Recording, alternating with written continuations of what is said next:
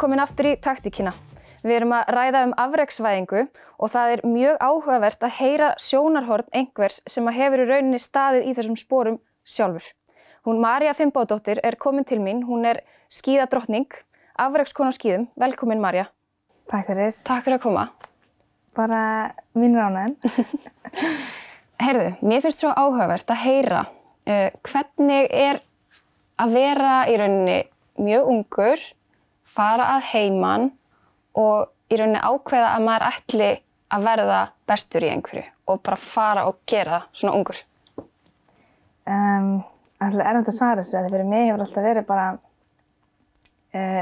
svo klárt í hausnum að ég hef aldrei hugsað mig hvað ég ætla að vera. Hvaðan kom þessi metnaður? Sko, ég veit það ekki. Ég ætla að mann eftir að hafa leikt mér í Barbie og verið bara mamman er heimsmeistari á skíðum. Veist, ég veit ekki frá hvernig þetta kemur þannig sé, sko. Þetta hefur alltaf verið svona fyrir mig.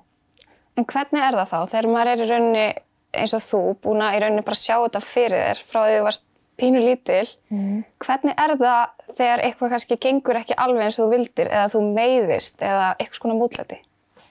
Það er svolítið eins og tuska í andliti, sko. Svolítið erfitt. Það er svona, held ég fyrst, sko, þegar maður kemur út það sem er miklu harðari samkeppni og svona, þá er það svolítið erfitt að átta sig á því að Ísland er ekki allir heimurinn. Fyrir mig, sko, að fatta það þegar ég er 14 að hugsa, fyrst var maður svona underdog, kannski ég byrja ekkert að vera best á skíðum, þannig. Og svo fer maður út og þá byrjar maður alltaf frá 0 aftur. Maður byrjar frá 0 og það er aftur að vinna sig upp. En núna er maður svolítið búin að fatta að það er alltaf svona stig og maður byrjar alltaf á 0 og vinnur svolítið upp og svo er alltaf næsta stig og næsta stig og næsta stig. En þegar maður veit þetta ekki, þá er svolítið erfitt að vera allt í einu komin eitthvað og vera ekki nálægt því að ná að toppinn, og vera bara, oh my god, ég sem ætla að vera þetta, minna einhvern tímann hafast. En núna þegar ég er búin að vinna mig upp, í haustum, eða fyrir mér, vinna mig upp kannski 10 level eða eitthvað og byrja á 0 og komast upp og fara næsta level.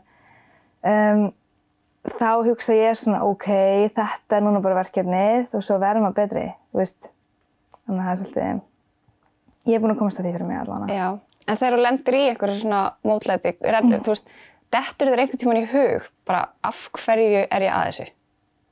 Já, guð, ertu ekki að grínast, já. Ég held að allir lendi í því að vera bara, af hverju er ég að þessu, bara, get ekki verið heim, fara í skóla, fara að chilla, vera ekki aðeins alltaf einhver svona vesenast. En svo er þetta skrítið, ég held ég háð því að vera alltaf að hafa fyrir einhverju, þurfa að berjast. Og ég að vera að meiðast núna í haust, í fyrsta sinn, svona alvöru. Og það hefur alltaf verið, þetta hefur maður dottið og meitt sig og það er alltaf kannski eitthvað svona lítið, en það hefur alltaf verið hjá mér, komin í sjúkrahús, kannski farið með sjúkrabíl og svo kemur læknirinn og segir vá, þú ert mjög heppin, það er ekkert að.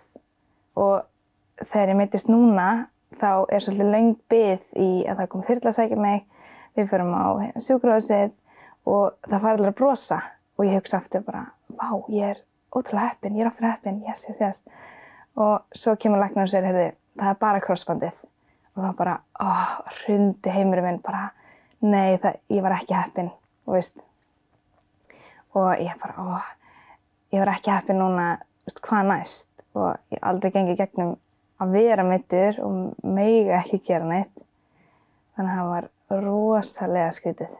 Ertu, þú segir þetta segir raun svona í fyrsta skipti sem þú lendir í, meiðslum, en svo eins og þú segir þegar þú kemur út, þá er svona pínlítið sjokk að einhvern veginn byrja aftur á byrjun og svona, hefur verið meðvituð það í gegnum þinn feril að til dæmis, sækja þér hjálp eða hugsa svona sálrænu hliðina á þessu? Já, klárlega, mjög mikið. svona gegnum tíðina, sko, mitt líf úti í Austurríki sem ég hef verið mest, þá hefur mér alveg svolítið leiðst kannski og út frá því hefði ég svolítið byrjað í að mér varst alltaf mjög óþægilegt að keppa, var rosalega stressuð og ég var alveg stressuð núna líka. Og í einhverju fríi kannski þegar ég byrja að hugsa, ætti það ekki vera gaman að keppa? Veistu hvað ég vildi óska að vera alltaf gaman og ekki svona, mér varst alltaf gaman að æfa, ekki gaman að keppa kannski. Það tók svolítið mikið á og þá fór ég að hugsa, ætli það geti verið gaman og þá fór ég að lesa svona íþróttasálfræði, bækur og hlusta á podcast og bara að pröfa sjálf. Og út frá því hef ég svolítið kannski svona búið til aðra útgáfa af mér, þannig sko. Hefðirðu viljað að þú hefðir kannski áttað á þessu aðeins fyrr, þegar þú varst yngri? Sko, í fullkomnum heimi þá hefði ég náttúrulega viljað bara, þú veist, vita allt. Ég get að byrja bara nákvæmlega sem ég myndi hafa núna eftir 5 ár eða 10 ár og eitthvað. En það hefði ekkert haft svo mikil áhrif á mig, hefði ég ekki fattað þetta sjálf á þessum tíma.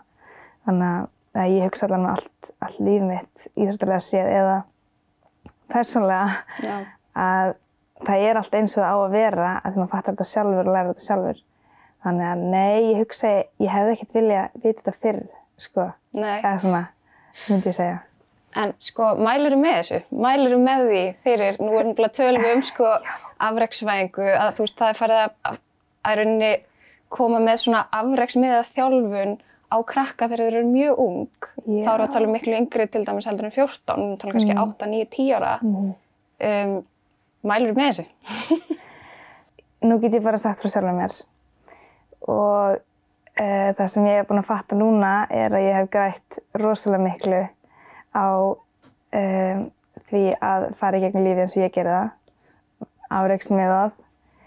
Ég horfa á það þannig að það hjálpi mér í starfinu sem ég mun fara í, hvað ég mun gera, viðhorf mitt til alls, hvernig ég gera hlutina.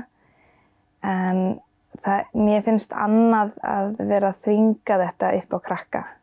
Af því að ég ákvað allt mitt sjálf og það var ekki mamma og pabbi sem ýttu mér út í neitt. Ég hefði ekki viljað hafa þannig fyrir mig að mér hefði verið ýtt út í eitthvað svona. Þannig að ég held að sé kostur og gallar við þetta þannig sko. Það er bara mjög áhugavert að heyra sko álit einhvers sem hefur í rauninni farið í gegnum svona heim og svona feril. Af því að við hinn sem öll þykjumst hafa vita allt og hafa skoðun á öllu að við í rauninni vitum náttúrulega ekki hvernig það að vera þarna. Já.